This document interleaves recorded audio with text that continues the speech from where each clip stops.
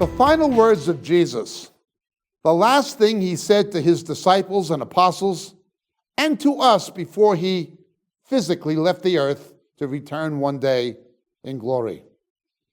There were, of course, later revelations from heaven and to the Apostle John on the Isle of Patmos in the book of Revelation. But the final thing the Lord Jesus said to us, to his church, and to his disciples of that time was what we read recorded in Acts chapter 1, verse 6, just when he ascended from the Mount of Olives into heaven. Quite a passage. One would expect logically that of all the things that the Lord Jesus said and taught and emphasized, the thing that would stand out in our mind the most would be the last thing he said to us before he left. His final exhortation, his final command, the last thing he told us before he left. Yet ironically, and in many senses tragically, it seems to be the thing so many Christians today have forgotten. We live in an age where error is running rampant.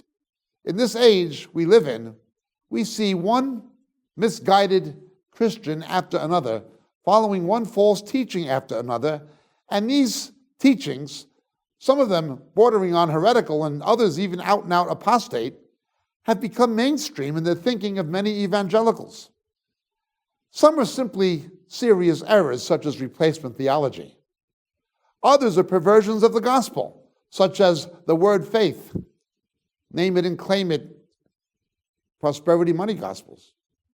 Other things like Restorationism, dominion theology, Reconstructionism, these things have all gained momentum in recent years, although they've been around for centuries, and are continuing to go from strength to strength in certain quarters, with more and more Christians being caught up in these things.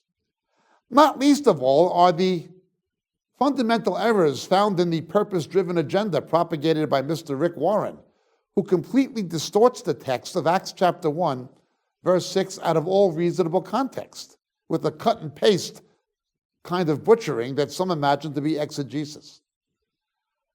So many of the errors today are errors which directly emanate from the fact that we are ignoring the last thing that Jesus told us. The apostles asking him, Lord, is it at this time you are restoring the kingdom to Israel? And his response.